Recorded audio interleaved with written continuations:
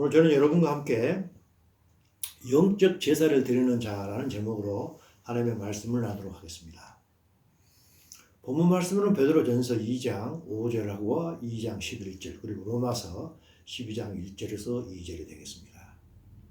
유대인은 하나님의 서민이었습니다. 그들은 하나님의 선택받은 백성으로서 하나님의 율법을 지켜야만 했습니다. 율법은 그들과 이방인을 지켜주는 매우 선한 울타리였던 것이죠. 하지만 어느 누구도 하나님의 이 율법을 온전히 지킬 수는 없었습니다. 그래서 이것을 알고 계신 하나님께서는 율법을 주신 후에 즉시 또 다른 법을 주셨습니다. 그건 제사법을 주셨던 것입니다. 이 제사법을 주시고는 말미암아 그들은 죄를 지은 자신 대신에 자신의 동물을 죽여서 그 피로 말미암아 죄를 용서를 받았던 것입니다. 이것에 대해서 사도 바울은 로마서 3장 25절을 통해서 이렇게 이야기하고 있습니다. 하나님께서 길이 참으시는 중에 전에 지은 죄를 간과한다 하겠습니다. 간과는 영어로 unpunished로 되어 있습니다. 죄를 지었으면 그것을 퍼니시해야 되는데 하나님께서는 퍼니시를 하지 않았던 것입니다.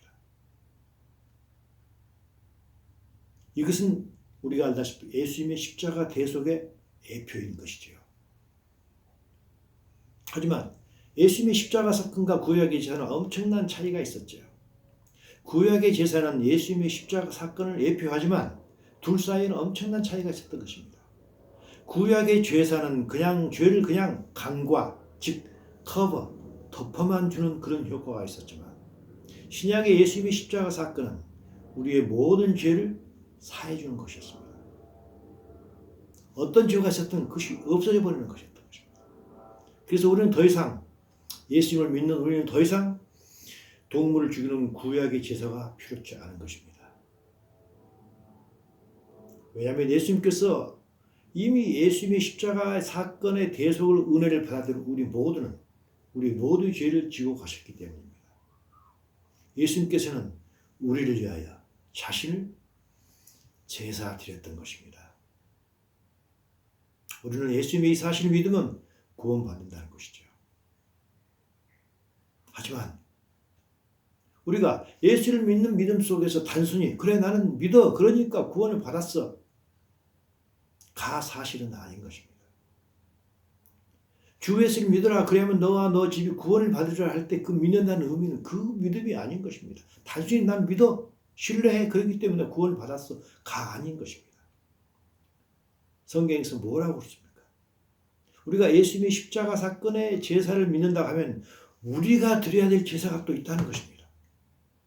단순히 예수님의 십자가 사건의 그 제사를 믿기 때문에 난 구원받아 단순히 그게 아니라는 것입니다. 믿음의 의미, 우리에게 구원을 주는 믿음이란 그 단순한 그 믿음이 아니라는 것입니다. 우리가 또 해야 될 제사가 있다고 성경은 분명히 우리에게 알려주고 있는 것입니다. 그것은 무엇일까요? 그것은 영적인 제사라는 것입니다. 구약의 제사는 단순한 물리적인 제사였던 것입니다. 하지만 이 신약의 이 제사는 보다 더 깊은 영적인 제사라는 것입니다. 제사는 무엇인가요? 제사는 무엇인가를 죽여서 하나님께 드리는 것 아니겠습니까? 영적 제사는 자신의 혼을 죽이는 제사였던 것입니다. 우리가 자신의 혼을 죽임으로 우리는 죄에서 우리를 건지신 그분을 닮아가는 제사인 것입니다. 그분의 생명으로 충만해지는 제사인 것입니다. 이렇게 그분을 닮아가고 그분의 생명으로 충만해서 더 이상 죄사함을 받은 우리가 더 이상 이제는 죄를 짓지 않는 것입니다. 그러기 위해서 제사를 드리는 것입니다. 이 영적인 제사인 것입니다. 사도 바울은 에베소 4장 13절을 통해서 이렇게 우리에게 이야기하셨죠. 우리가 다 하나님의 아들을 믿는 것과 아는 일에 하나가 되어서 온전한 사람을 이루어 그리스도의 장성한 분량이 충만한 데까지 이르자고 했던 것입니다. 그리스도를 닮아간다는 것입니다. 그런 제사를 드린다는 것입니다. 하면서 사도 바울은 우리가 그리스도의 장성한 분량이 충만한 것이 무엇인가 하는 것을 세밀하게 이야기하고 있습니다. 바로 에베소 4장, 동일한 4장 23절입니다. 너희의 심령이 새롭게 된다는 것입니다. 심령이 새롭게 되어서 새 사람이 된다는 것입니다. 근데 심령이 새롭게 된다는 게 무슨 말인가요? 영어로 보면 좀 더 세밀하게 알 수 있습니다. 그것은 be made new in the attitude of your mind입니다. 너희들이 마음의 태도에서 새롭게 된다는 것입니다. 마음의 태도가 새롭게 됨으로 말미암아 이제는 과거의 우리가 하고 싶은 대로 하는 게 아니라 이제는 하나님을 따라서 의와 진리의 거룩함을 지으심을 받은 새 사람을 입는다는 것입니다.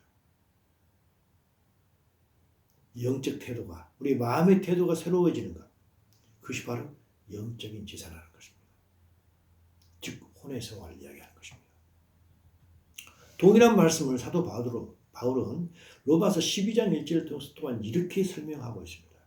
너희의 몸을 하나님이 기뻐하시는 거룩한 산 제물로 드리라. 이는 너희가 드릴 영적 예배라고 했습니다. 스피리추얼 워십이라는 것입니다.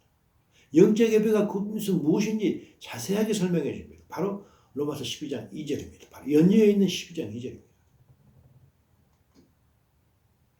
너희는 이 세대를 본받지 말고 오직 마음을 새롭게 함으로 변화를 받아. 에베소서 이야기했던 것 똑같은 마음이라는 단어가 나오고 있는 것입니다. 아까 에베소서는 마음의 태도로 했습니다. 똑같은 말씀을 하고 있는 것입니다. 마음을 새롭게 함으로 변화를 받아. 하나님의 선하시고 기뻐하시고 온전하신 뜻이 무엇인지 분별하라고 했던 것입니다. 영적 예배는 무엇인가요? 삶 속에서 하나님의 뜻을 분별하여 내 뜻대로 하지 말고 하나님의 뜻을 분별하여서 자신의 마음, 즉 혼을 죽여서 내 마음대로 하지 않고 하나님이 선하시고 기뻐하시고 온전하신 뜻대로 살아간다는 것입니다. 영적 제사는 혼의 성화인 것입니다. 사도 베드로는 어떻게 이야기하고 있을까요? 우리가 읽었던 내용이죠. 베드로전서 2장 5절입니다. 너희도 사람들과 같이 신령한 집으로 영적인 집으로 지어지고 예수 그리스도를 말미암아 하나님이 기쁘게 받으실 신령한 제사를 드릴 거룩한 제사장이 되지라 했습니다. 신령한 제사가 영어로 뭔가요? Spiritual sacrifice입니다. 따라서 우리는 이미 영이 구원된 자들입니다. 영이 구원된 후에는 혼의 성화를 위한 영적 제사를 매일 드리는 자가 되라는 것입니다. 이럴 때 우리가 비로소 거룩한 제사장이 된다는 것입니다. 영이 구원된 후에 혼의 성화를 위한 영적 제사를 드리지 않을 때 그 사람은 거룩한 제사장이 되지 못한다는 것입니다. 혼의 성화를 위해서 매일 영적인 제사를 드릴 때 이것이 바로 인의 믿음인 것입니다. 하나님께서는 예수를 믿는 자에게 그 죽었던 영을 살려주셨습니다. 영이 구원된 자입니다. 우리는 영이 구원된 자입니다. 하지만 영이 구원된 그 상태에서 멈춰버렸을 때 하나님께서는 그 자를 악한 자라고 하십니다. 영을 구원해 주신 목적은 그 다음에 영이 구원된 후에 혼의 성화가 있도록 하기 위해서 영의 구원을 우리에게 주셨던 것입니다. 그런데 거기서 또 멈춰버린 자, 그 자를 하나님께서 뭐라고 하셨나요? 예수님께서 뭐라고 하셨나요? 그는 악한 자라고 했던 것입니다. 물론 하나님의 영이 그 사람 안에 있기 때문에 영만 구원을 받아도 생명록에 그 이름이 적혀 있습니다. 그래서 그 사람은 마지막 심판의 부활에 참여하여서 새 하늘과 새 땅에 들어갈 것입니다. 그러나 영을 구원해 주신 목적은 혼의 성화에 있는 것인데 거기만 딱 멈춰버렸을 때 비록 그 사람이 새 하늘과 새 땅에 들어가지만 하나님께서는 악한 자라고 하십니다. 그래서 그는 예수님 강림하실 때 첫째 부활에 참여하지 못하고 마지막 부활, 심판의 부활에 참여했던 것입니다. 물론 영이 구원된 자는 혼의 생활을 나름대로 이루어가며 살아가는 것입니다. 하지만 혼의 생활의 개념에 관심이 있느냐 없느냐에 따라서 그 사람은 혼의 생활의 정도는 달라질 것입니다. 그래서 그랬죠. 하나님께서 그랬습니다. 혼이 구원된 자는 선한 자라고 했습니다. 하지만 혼의 생활을 전혀 생각하지 못하고 영의 구원에 끝나버린 자, 그 자는 하나님께서 보시기에 악한 자라고 했던 것입니다. 그렇지만 영이 구원되고 난 후에 영적 제사를 드리면서 자기 혼의 구원을 계속해서 이루어가는 자, 혼의 생활을 이루어가는 자는 선한 자입니다. 그래서 그 사람은 예수님께서 강림하실 때 첫째 부활에 참여하여 천년 왕국에 들어가는 상을 받게 되는 것입니다. 우리는 교회에서 예배를 드리며 살아갑니다. 우리는 코비드 사건을 겪으면서 교회에서 드리는 공적 예배에 목숨을 건다는 교회를 수도 없이 많이 보았습니다. 우리 교회는 공적 예배에 목숨을 걸고 살아가는 우리 교회이기 때문에 코비드 사건이 있더라도 우리는 교회 문을 열어서 항상 공적 예배를 드려야만 됩니다라고 주장했던 수많은 교회를 보았습니다. 물론 교회에서 드리는 공적 예배는 매우 매우 소중합니다. 하지만 더 중요한 예배가 있다는 것입니다. 그것은 생활 속에서 드리는 영적 예배입니다. 우리의 삶 속에서 자신의 생각과 감정 의지보다 하나님의 생각과 감정 의지를 앞세우는 영적인 제사가 없이 교회에서 예배만, 공적인 예배만 열심히 드린다면 그 예배는 하나님 보시기에 어떤 예배일까요? 가증한 예배가 될 것입니다. 이 대표적인 교회가 바로 있었던 것입니다. 바로 그 교회가 라오디게아 교회 아닙니까?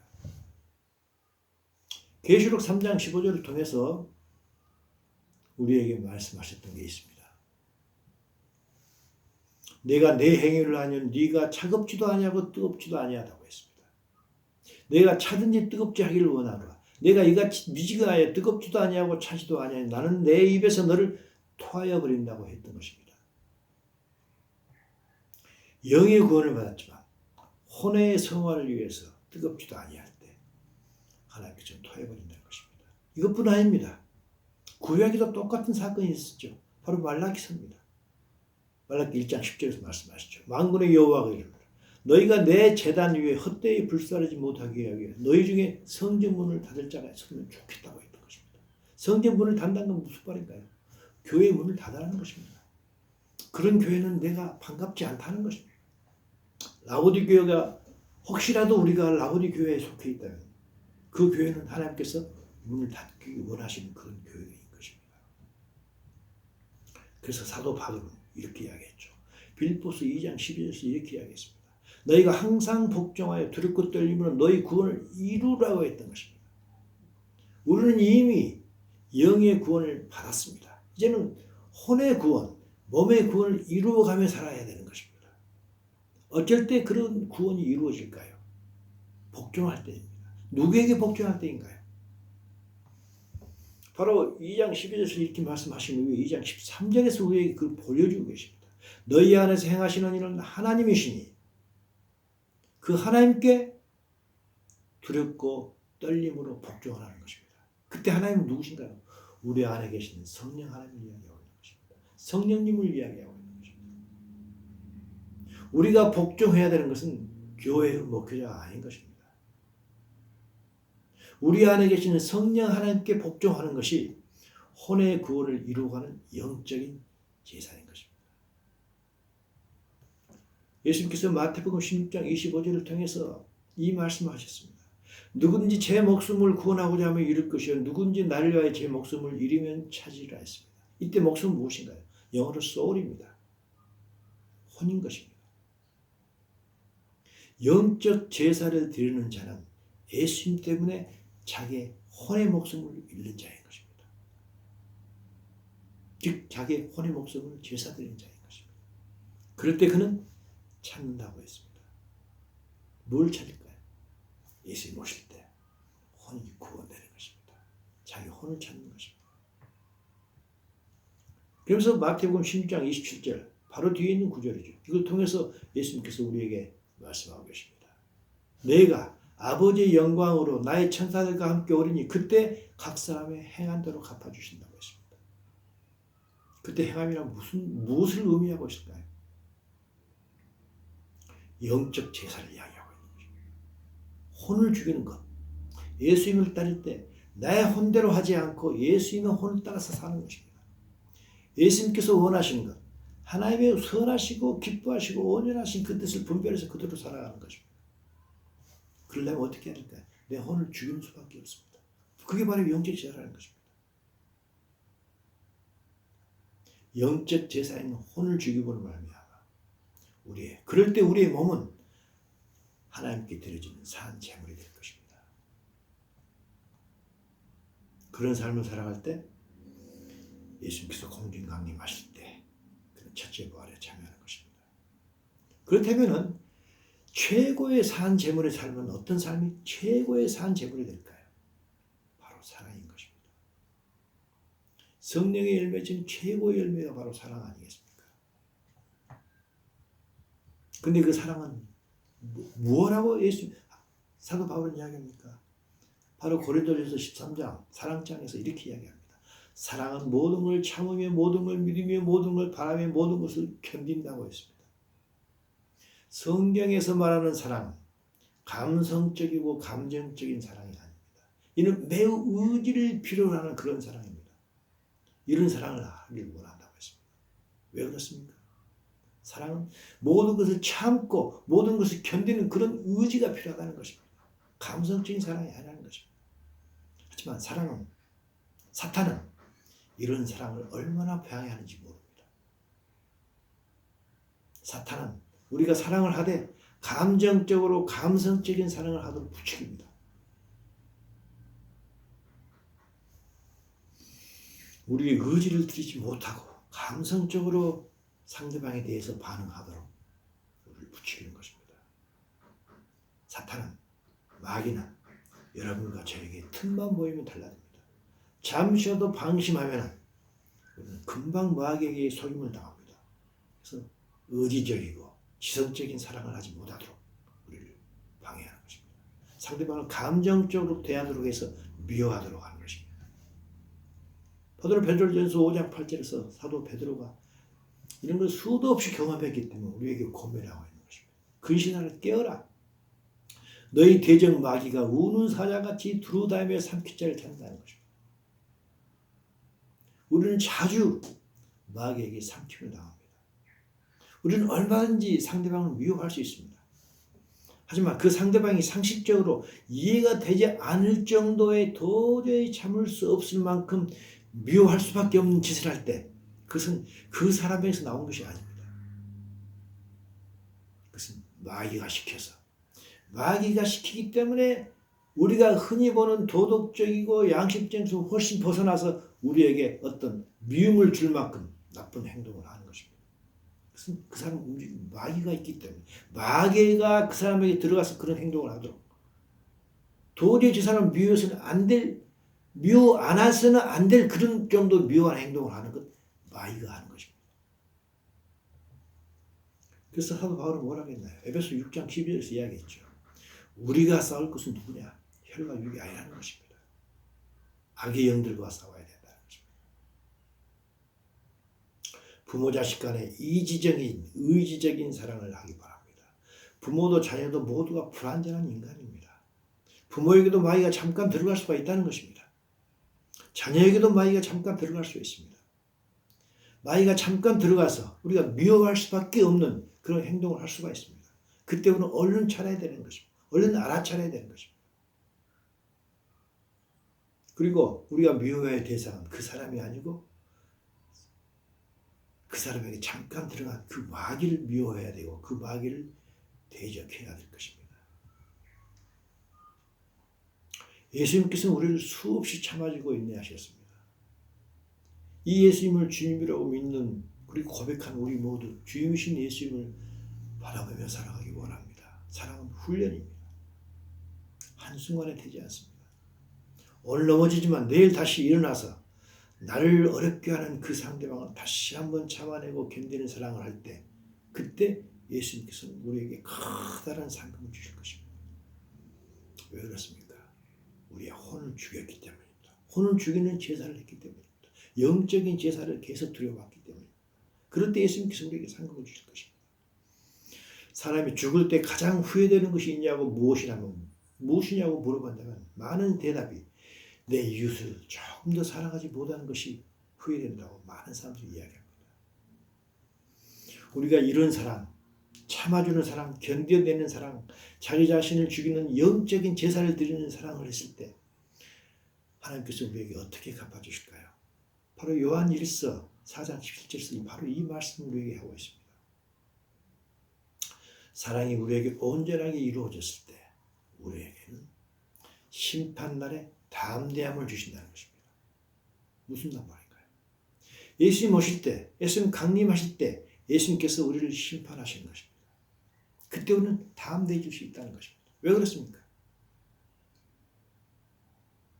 의지적인 사랑을 함으로 말미암아 이웃에 대해서 많이 참고 견디는 혼을 죽이는 영적인 제사를 드렸기 때문인 것입니다. 그럴 때 하나님께서는 우리에게 잘했다 칭찬해 주는 것입니다. 그래서 우리가 담대함을 가질 수 있다는 것입니다. 결국 사도 바울이 우리에게 이야기하는 게 있습니다. 빌립보서 2장 15절입니다.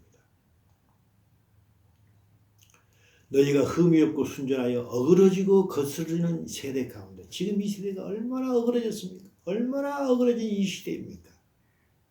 이 시대 가운데에서 하나님의 흠도 없고 점도 없는 자녀로 이 세상 가운데서 우리들이 빛이 나타나기를 하나님께서 얼마나 원하시고 계신지 모릅니다. 사랑이 없는 이 시대에서, 이 세대에서 우리는 많은 사랑을 함으로 말미암아 참고 견디는 사랑을 함으로 말미암아 늘 우리 자신을 영적인 제사를 드리는 그런 우리가 되기를 원합니다. 그럴 때 하나님께서는 우리를 첫째 부활에 참여해 주실 것입니다. 이것이 바로 우리가 심판날에 갖게 되는 담대한 것입니다. 이 메시지를 듣는 우리 모두 주위 사람을 참아주고 견디는 사랑을 함으로 말미암아 늘 영적인 제사를 드리며 살아간 우리 모두가 되기를 간절히